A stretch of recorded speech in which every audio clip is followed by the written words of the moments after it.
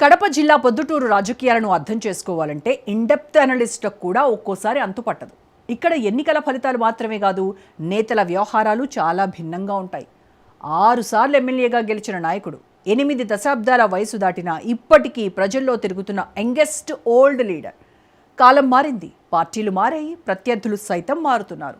కానీ వరదరాజులు రెడ్డి మాత్రం ఇంకా రాజకీయ రంగస్థలంపైనే ఉన్నారు.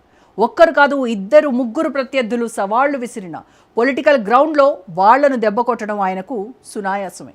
అయితే అలాంటి పవర్ పాలిటిక్స్ నడుపుతున్న గ్రేట్ లీడర్ సొంత కోటరీ దెబ్బకు తడబడుతున్నారట. ఇంతకీ ఆ కోటరీలో ఎవరున్నారు, వాళ్ళు చేస్తున్న నిర్వాకం ఏంటో తెలుసుకోవాలనుందా? Let's watch.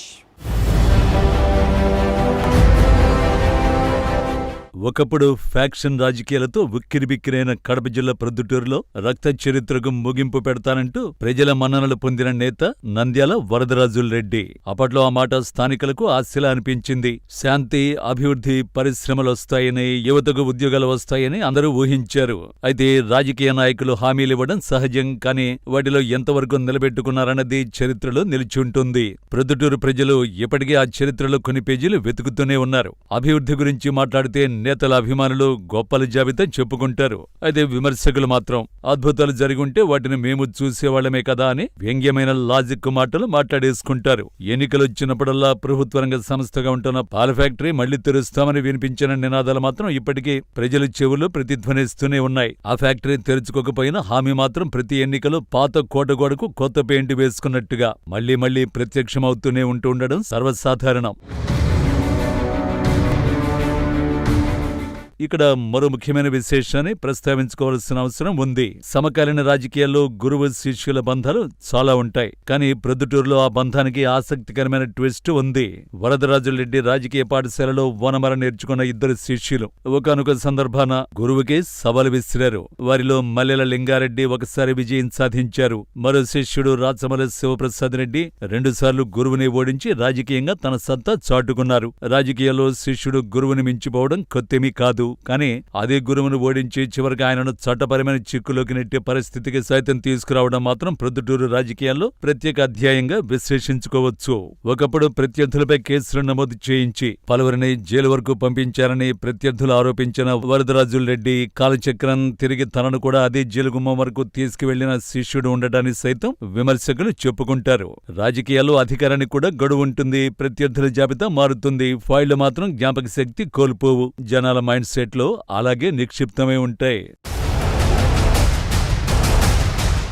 వైసీపీ మాజీ ఎమ్మెల్యే రాచమల శివప్రసాద్ రెడ్డి, టీడీపీ మాజీ ఇన్ఛార్జి గండ్లూరు ప్రవీణ్ రెడ్డి ఇద్దరు ప్రస్తుత పరిస్థితులు చేసే ప్రతి విమర్శలను వరదరాజులరెడ్డి కుటుంబం ప్రధానాంశంగానే మారుతోంది. ఒకరు ప్రతిపక్షం నుంచి, మరొకరు సొంత పార్టీ వర్గం నుంచి.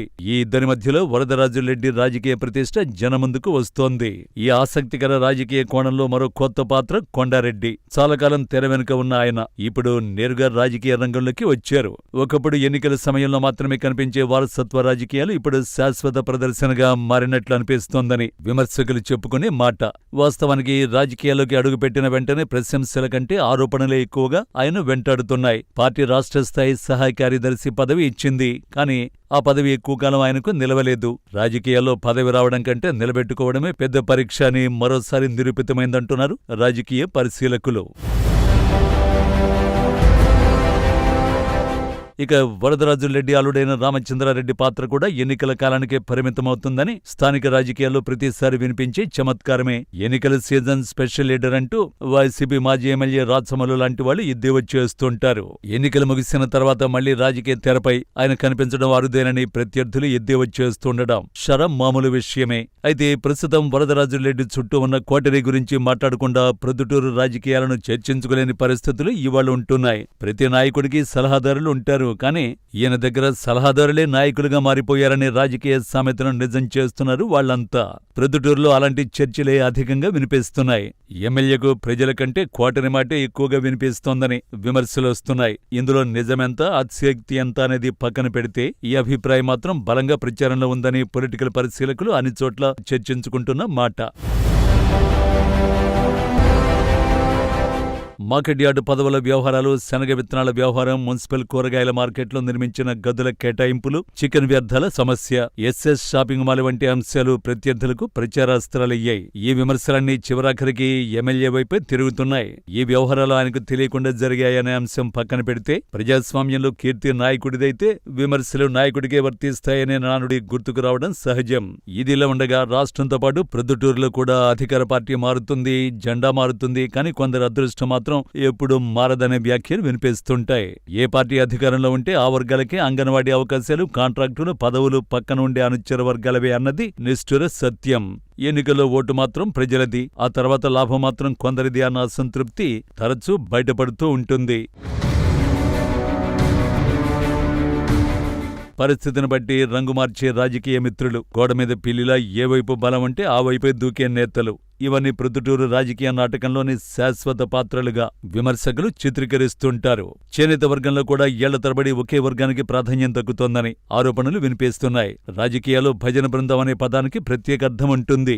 నాయకుడు ఏం చేసినా అద్భుతమే అంటారు, చేయకపోయినా చేశారని చెబుతారు, చేయలేని దాన్ని కూడా చేశాడని ప్రచారించేస్తారు. చివరకు నాయకుడి నిజం మర్చిపోయేంతగా పొగడ్తలతో చుట్టేస్తారు. వరదరాజులెడ్డి చుట్టూ కూడా అలాంటి వాతావరణమే ప్రస్తుతం ఏర్పడిందని స్థానికంగా చర్చ పెద్ద ఎత్తున జరుగుతుంది.